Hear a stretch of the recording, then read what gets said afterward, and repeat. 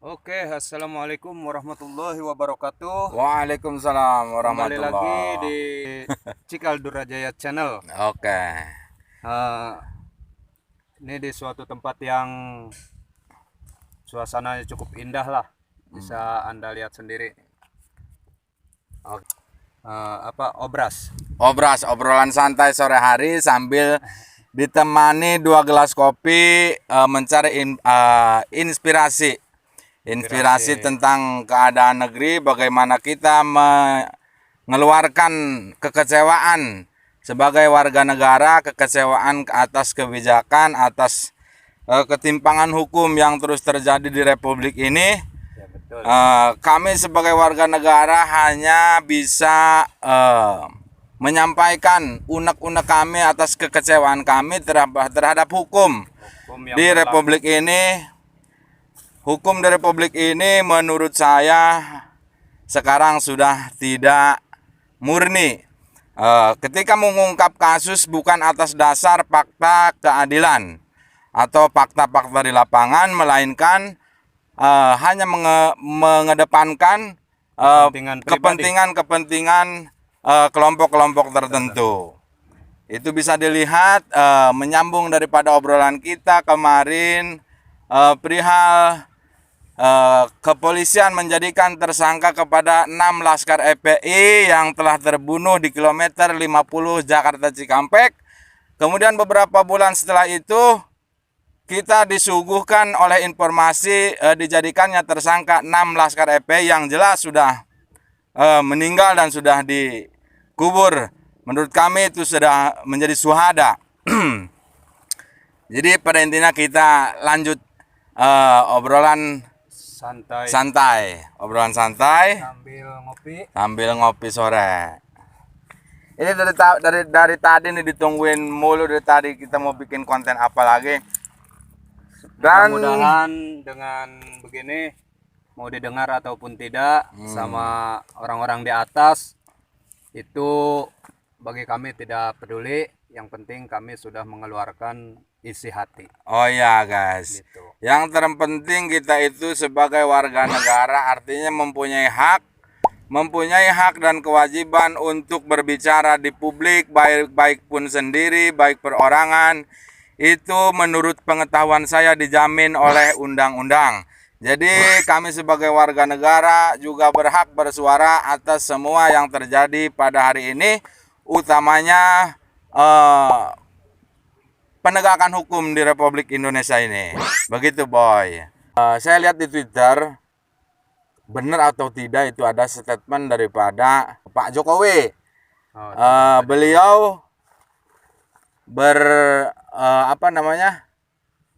menuliskan di Twitter, kalau tidak salah, ini maaf, itu bukan ya, yang kita harus membenci produk luar negeri. Kita produk-produk kita sendiri, produk-produk Indonesia harus terus digaungkan. Produk-produk dalam negeri, gaungkan. Gaungkan juga benci produk-produk dari luar negeri.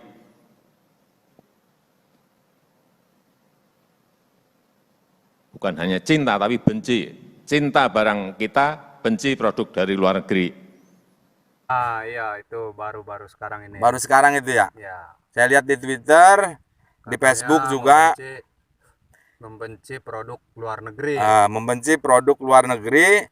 Pada saat yang sama, saya juga melihat informasi Republik Indonesia berencana mengirimkan impor dari salah satu negara 1 juta ton beras dari entah negara mana, saya lupa. Yang jelas pada waktu yang sama saya juga melihat informasi ketika Pak Jokowi berstatement supaya rakyat Indonesia katakanlah membenci produk luar negeri. Sementara saya lihat informasi pada waktu yang sama, negara dalam hal ini membuka peran impor dari luar negeri beras sebesar 1 juta ton. Sementara itu pemerintah kembali membuka keran impor beras sebanyak 1 hingga 1,1 juta ton dalam waktu dekat.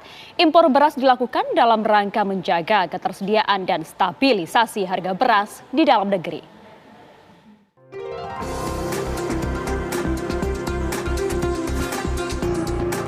Pemerintah kembali membuka opsi impor beras dalam waktu dekat demi menjaga ketersediaan dan stabilisasi harga beras di dalam negeri. Ini bagaimana logikanya? Di sisi lain, seorang presiden mengucapkan atau menghimbau agar rakyat artinya membenci produk luar. Di satu sisi, negara membuka artinya mengizinkan atau rencana impor 1 juta ton beras ke negara kita. Ini gimana ini logikanya? Ya, Mana omongan mana, informasi mana yang mesti kita turutin? Bingung kan Bang ya? bingung lah. Ya, di sisi lain ada juga kan vaksin itu dari mana? Oh itu vaksin lagi Pak Jokowi. Vaksin dari mana itu kan dari negara Cina yang saya tahu. Vaksin Sinovac dari negara Cina. Vaksin dari mana? Kita disuruh untuk membenci impor dari luar negeri. Emang vaksin dari mana? Impor beras dari mana itu? Gimana sih? ruwet, ruwet, ruwet, ruwet. Cara berpikirnya gimana ini sudah melebihi batas, ini di atas normal. Udahlah, terserah mereka-mereka lah. Yang terpenting kadang-kadang kita kalau memperhatikan situasi dan kondisi di informasi-informasi di media, kadang-kadang kita itu pengen ketawa sendiri nih, Mak. Ini gimana statement seorang pemimpin? Mana yang mesti dituruti oleh kami sebagai warga negara gitu. Kemudian ini yang beberapa hari yang lalu tentang pelegalan miras. Di situ ditunjuk, di situ ditunjuk atau disebutkan, ini sebelum dicabut Bang ya, ini sebelum dicabut. Ada provinsi yang bisa artinya melegalkan miras, antara lain Papua. Ya, Papua, kemudian Bali, kemudian NTT, dan siapa lagi tuh satu tuh. Kalimantan Utara ya. Pokoknya ada 4 provinsi lah yang saya tahu informasi tentang pelegalan miras. Setelah banyak penekanan dari elemen masyarakat, dari tokoh-tokoh agama, kemudian Pak Jokowi mencabut. Setelah menerima masukan-masukan dari ulama-ulama MUI, Nahdlatul Ulama, NU, Muhammadiyah, dan ormas-ormas lainnya, serta tokoh-tokoh agama yang lain. Dan juga masukan-masukan dari provinsi dan daerah. Bersama ini saya sampaikan, saya putuskan lampiran Perpres terkait pembukaan investasi baru dalam industri minuman keras yang mengandung alkohol, saya nyatakan dicabut. Mencabut artinya mencabut, bukan izin sih ya, bukan Perpresnya. bukan perpresnya yang dicabut, itu hanya mencabut lampiran. Lampiran Perpres. Lampirannya. Itu kita- maksudnya apa itu? Nah kita ini semua netizen nih yang nanti insya Allah ada yang masuk ke channel Cikal JRJ.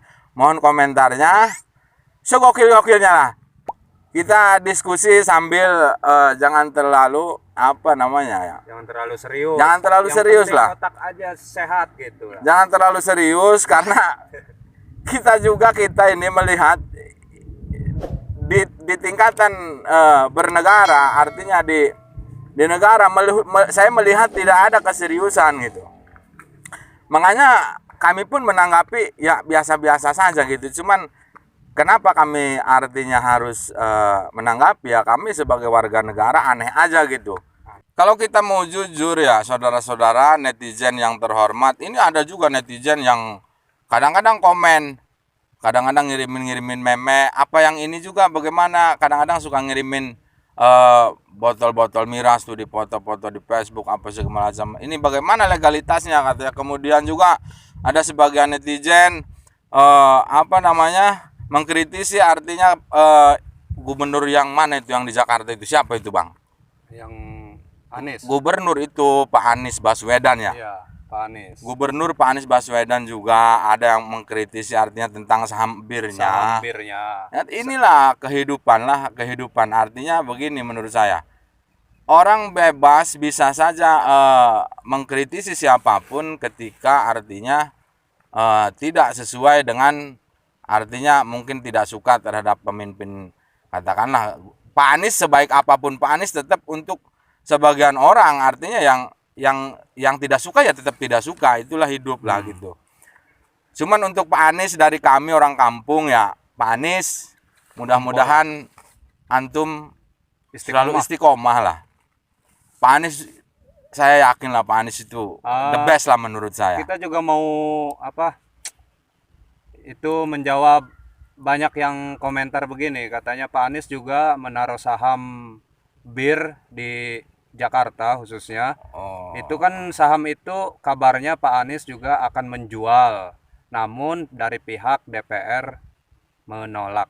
Dari fraksi partai satu partai lah di DPRD Jakarta gitu. katanya menolak karena dengan alasan bisa menambah artinya pundi-pundi pajak kepada DKI Jakarta. Ya. Tapi ya itulah Pak Anies. Sebenarnya kalau kita update informasi yang saya tahu, yang saya pelajari, Pak Anies itu sudah mau menyerahkan saham bir dari sejak tahun 2019. 2019-an ya. Cuman ya ada salah satu partai di sana, di Jakarta sana, di DPRD sana, DPRD Jakarta Yang menolak. menolak dengan alasan nggak tahu lah, mereka juga punya statement apa segala macam. Nah itu Bang, nah kita selesai urusan Pak Anies. Insya Allah Pak Anies bisa ke depan. Harapan saya Pak Anies tentunya jadilah pemimpin yang tidak anti terhadap kritik. Jadilah salah satu pemimpin yang tidak anti terhadap kritik, maupun dari lawan maupun dari kawan.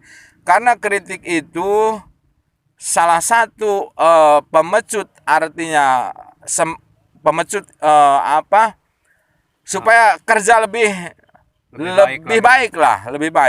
Itulah saran dari kami orang kampung ini, melihat informasi situasi segala macam yang terjadi di Pak Anies. Cuman kadang-kadang logika kita berpikir gini Bang, sebagai manusia. Ini kan kita ada 34 provinsi nih di Republik ini. Semuanya di provinsi itu ada gubernur.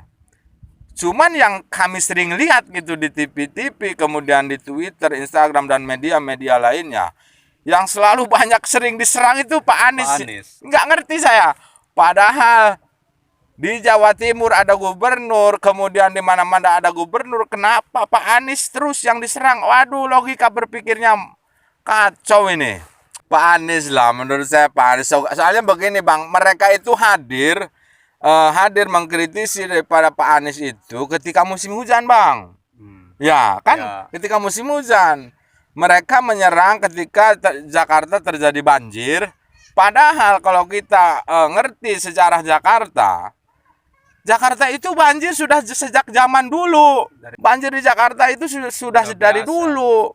Kenapa baru sekarang Pak Anies? Iya, maksud saya begitu loh. Kalau memang kita mau jadi pengkritisi artinya kepemimpinan, ya hadirlah ketika pemimpin siapa saja hadir, kritik ya kritik, ketika salah ya salah. Cuman ya itu tadi, untuk artinya meningkatkan kinerja daripada pemimpin-pemimpin di satu wilayah. Ini kan di Surabaya ada gubernur, kemudian Jawa Tengah, Jawa Barat. Kenapa Pak Anies terus yang diserang? Aduh, bingung nih.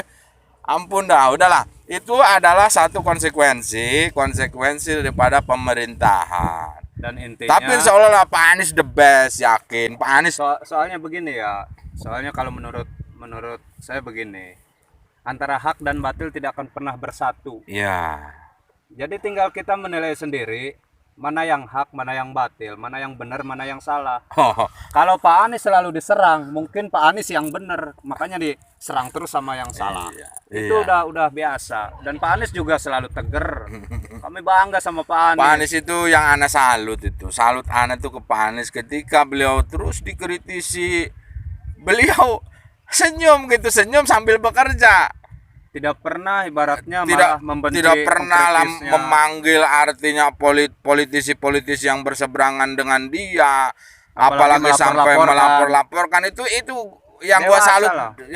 dari Pak Anies itu, Bang. Pak Anies itu Makanya dewasa. Indonesia, Nggak kayak buzzer-buzzer lah. iya, Indonesia itu menurut saya memerlukan seorang figur menurut Pak Anies. Artinya saya bukan kampanye, cuman kita bicara realita aja yang ada. Jadi artinya Pak Anies maju terus, mudah-mudahan Anda selalu dalam lindungan Allah Subhanahu wa taala. Amin. Selalu istiqomah lah. Persoalan banyak yang tidak suka dan ada yang suka dan ada yang tidak suka, itulah hidup. Pak Anies juga sudah lebih biasa. mengerti. Cuman pesan anak kepada para pengkritis Pak Anies, Anda itu kalau mau mengkritis harusnya balance dalam arti kenapa? Kita flashback ke kampanye Pak Jokowi waktu tahun 2000, waktu beliau masih di Gubernur Jakarta. Mungkin pada ingat semuanya. Saya ingat betul kata-kata Pak Jokowi waktu itu, kalau saya menjadi seorang presiden, ya, Abang ingat nggak? Ya, kami akan lebih mudah Kami akan lebih mudah mengurusi tentang Jakarta, mengatasi banjir Jakarta. Itu Pak Jokowi pernah berucap begitu. Cuman ya itu tadi, karena janji tinggal janji. Kemudian juga ada janji-janji yang lain, ya pada akhirnya ya begini, Bang. Oke, Bang, persoalan dijadikannya tersangka 6 laskar FPI. Cuman Bang tadi anak buka Twitter dari Kapolri kalau tidak salah sudah mencabut kembali. Sudah mencabut kembali. Mungkin dia berpikir dari kritikan kali ya. Ya nggak tahu lah. Mudah-mudahan sih iya, mudah-mudahan. Soalnya emang gak masuk akal dan bikin lucu gitu. Iya. Ya kemarin kan sudah pernah dibahas ketika obras kemarin ya, Bang. Artinya obrolan sore mengenai dijadikannya 6 laskar FPI dijadikannya tersangka. Itu logika berpikir kita nih, orang sudah meninggal, Pak. Sudah meninggal. Ini kan kalau kita untui kejadian, Bang, ya ini kita ngobrol nih. Kita sambungkan kejadian, kita tidak melihat langsung kejadian tersebut. Cuman kita mendapatkan informasi dari Twitter, kemudian dari media-media lainnya. Itu kan ini orang sudah dibuntuti dari awal, kemudian intimidasi dalam arti waktu itu kita lihat itu di Twitter melalui informasi mereka dibuntuti dari salah satu tempat, mungkin dari Bogor, dari Sentul, Bang ya. Kemudian singkat perjalanan di kilometer 50 terjadilah nggak tahu kronologis awalnya bagaimana. Cuman kalau kita sambung-sambungkan informasi, ini orang sudah dibuntuti, kemudian diintimidasi sampai artinya meninggal mereka dengan cara menurut saya sangat tidak manusiawi. Kemudian setelah beberapa bulan tidak pernah terusut kasusnya, sekonyong-konyong muncul kemudian ini 6 laskar yang sudah syahid, dikubur, sudah dibunuh, dijadikan tersangka. Ini dongeng apa lagi? Dongeng apa lagi? Ini nggak ada di dunia manapun, nggak ada. Nggak ada, saya baru lihat. Nggak ada ini. Nih dengerin nih, nggak ada. Terus terang aja, baru ada. Baru ada di negeri 62 yang bernama Republik Indonesia. Seorang tersangka, seorang yang sudah tidak ada, sudah dikuburkan, dijadikan tersangka, kemudian atas kerasnya kritikan mungkin dari netizen atau mungkin dari elemen-elemen masyarakat entah apa. Ini saya juga melihat Kapolri kalau tidak salah, Bang ya. Apa Kapolda? Pokoknya orang-orang di kepolisian lah, oknum di kepolisian mencabut, artinya 6 tersangka tersebut dicabut, Bang. Ya emang logikanya kan bagaimana, orang udah meninggal terus nanti gimana kalau mau diperiksa? Apa mungkin baru sadar dia. Ya udahlah, itu udah lewat. Mudah-mudahan kita mendapatkan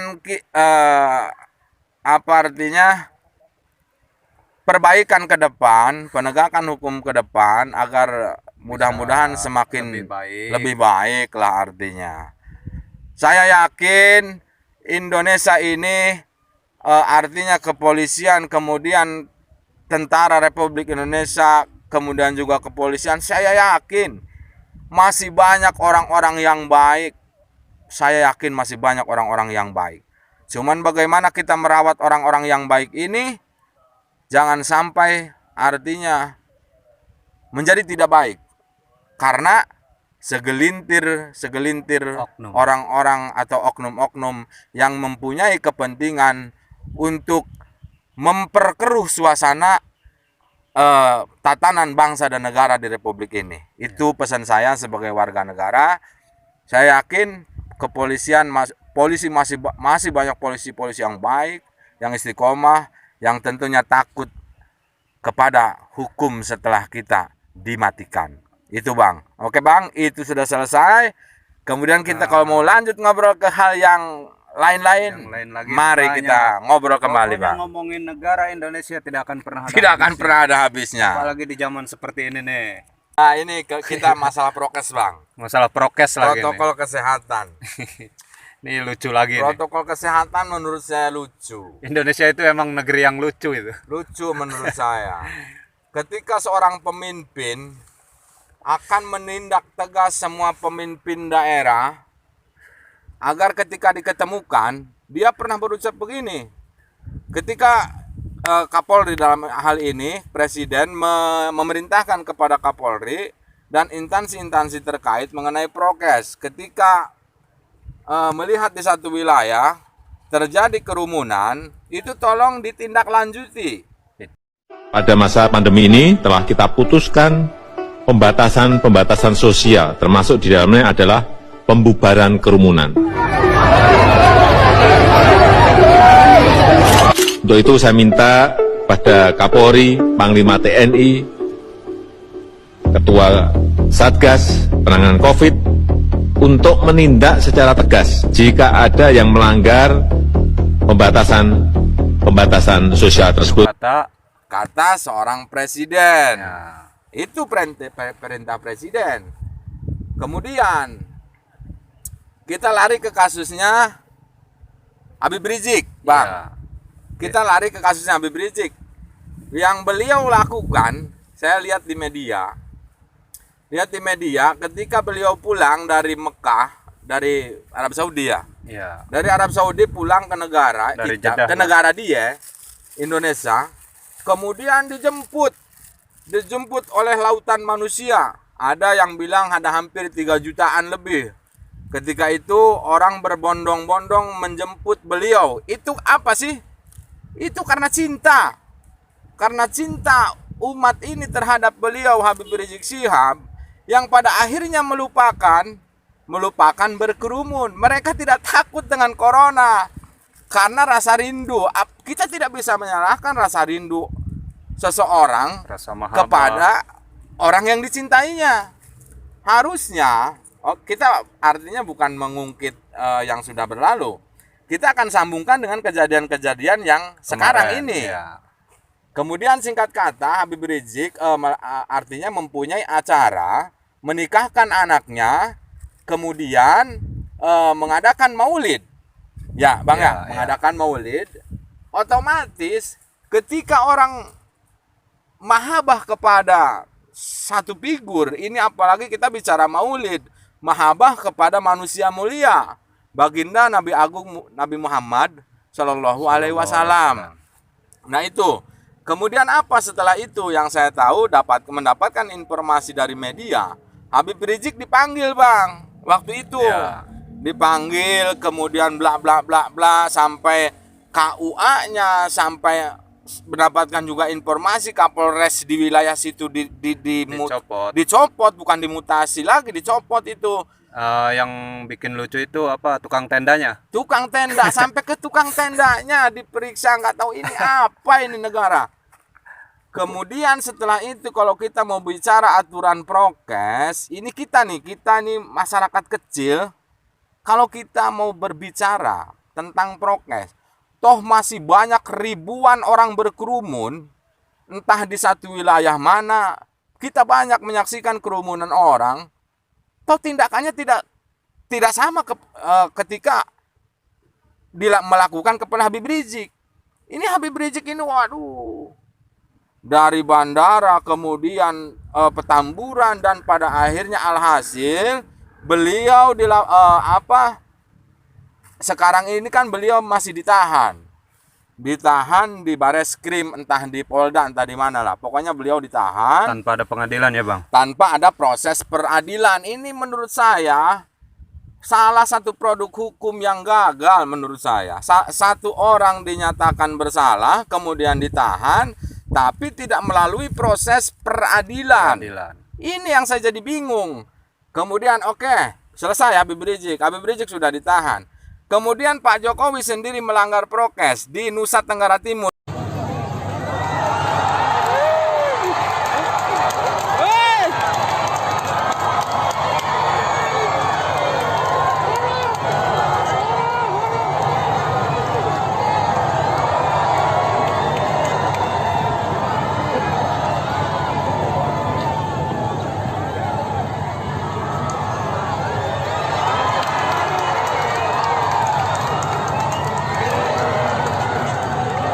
Bang ya, di Nusa Tenggara Timur, Bapak membagi-bagikan apa hadiah atau apa semacam apalah. Kemudian orang berkerumun, itu sama saja berkerumun.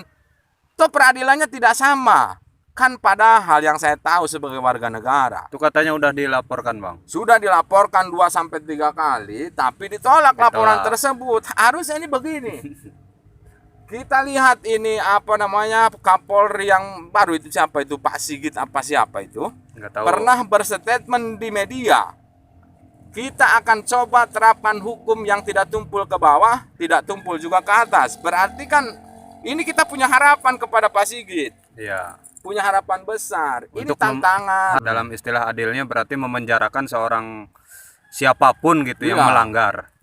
Kalau Habib Rizik oke, kita dikatakan melanggar peraturan prokes karena berkerumun. Berarti Pak Jokowi juga harus dipenjarakan. Intinya gitu, itu Intinya begitu. Kalau adil, Kalau adil. kita bicara keadilan, ini kalau memang panglima tertinggi di Republik ini adalah hukum, harusnya hukum itu kemana saja dia mengarah. Jadi mata yang tajamnya itu mengarah kepada siapa saja. Nggak tahu dia presiden, bupati, gubernur, tukang beca sekalipun, ya hukum ya sama saja.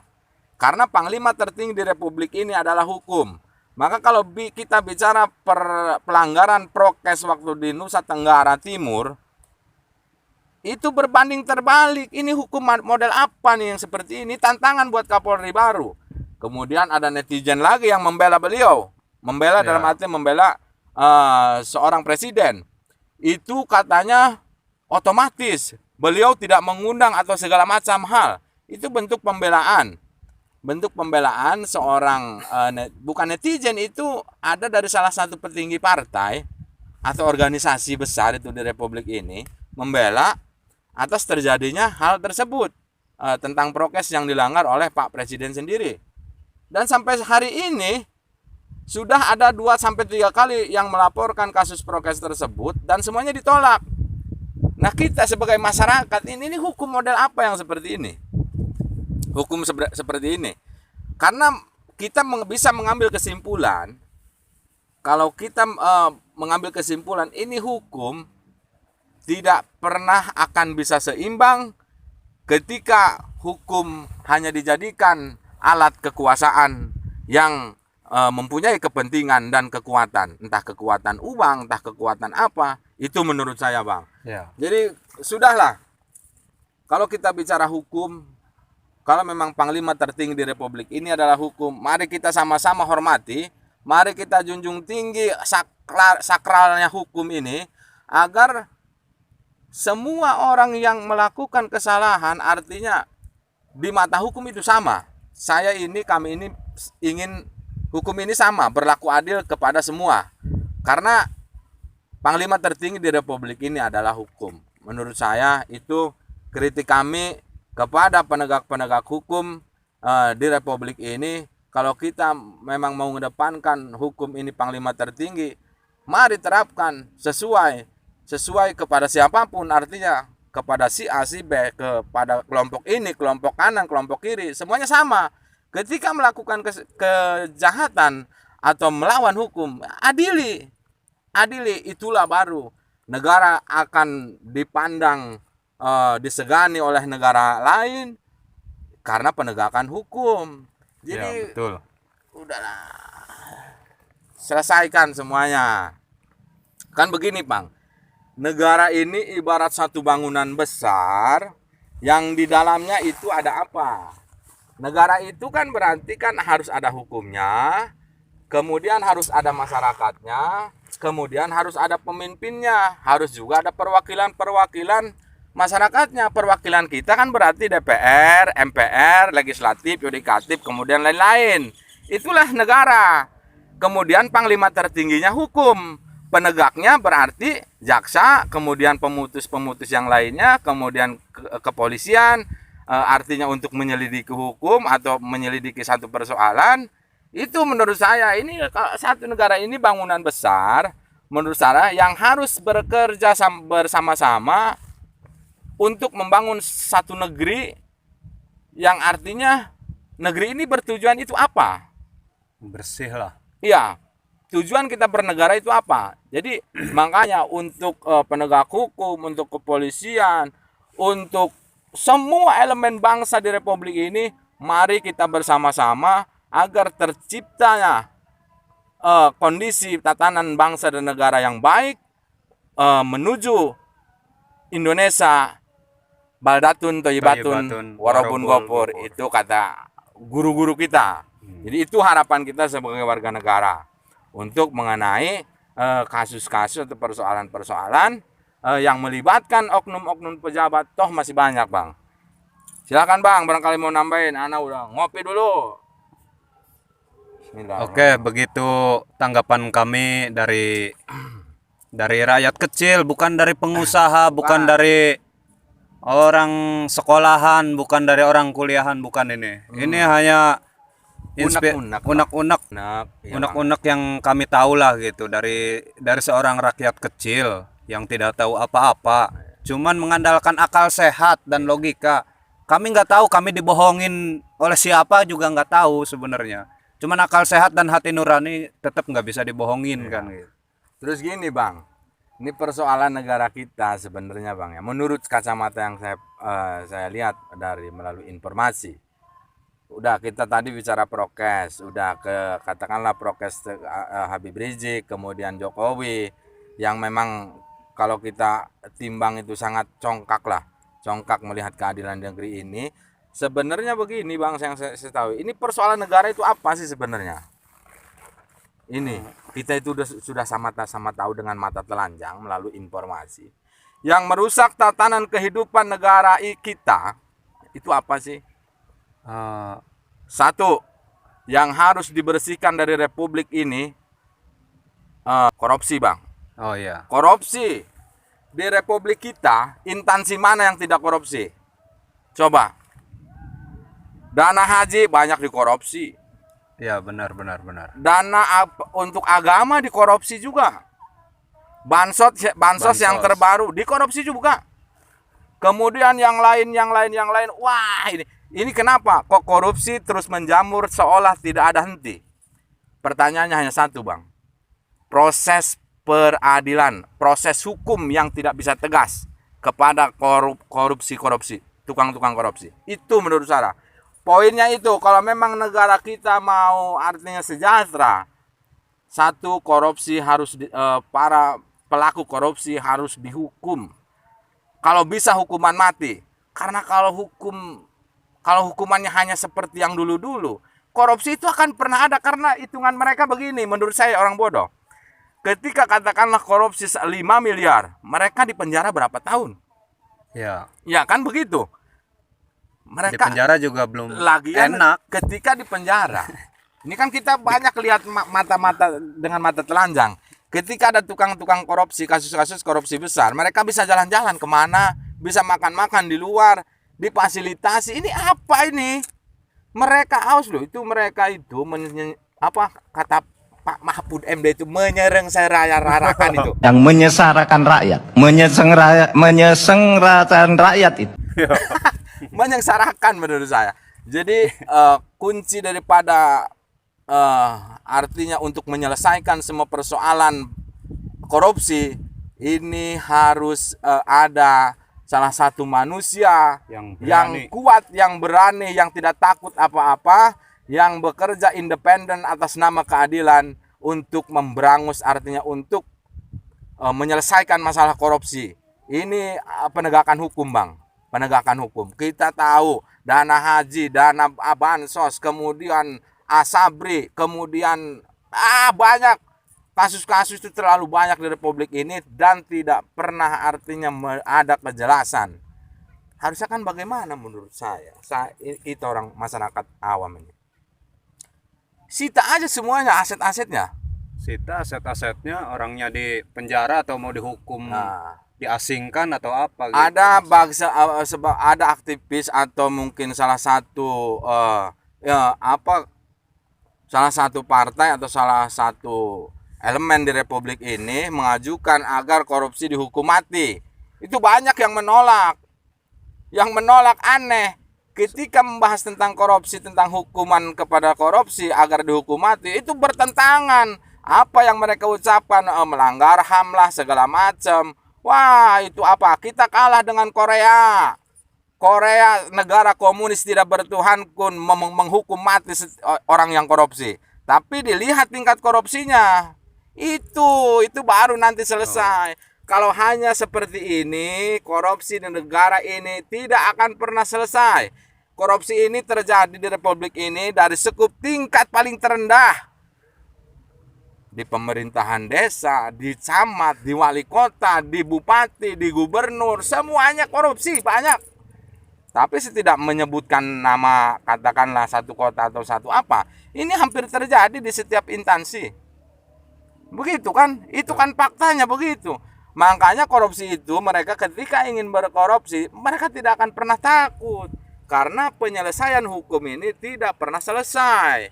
Itu menurut saya. Betul, Kepada Bang, para penegak hukum, kami sebagai warga negara yang mencintai negara ini, agar supaya korupsi, pelaku-pelaku korupsi, agar supaya dihukum dengan seberat-beratnya. Karena ulah mereka, rakyat jadi sengsara. Rakyat jadi sengsara karena ulah mereka, Bang. Itu korupsi, Bang. Menurut saya penanganan korupsi harus benar-benar serius dan harus dikomandoi oleh orang-orang yang benar tidak takut dengan hal apapun atas nama keadilan.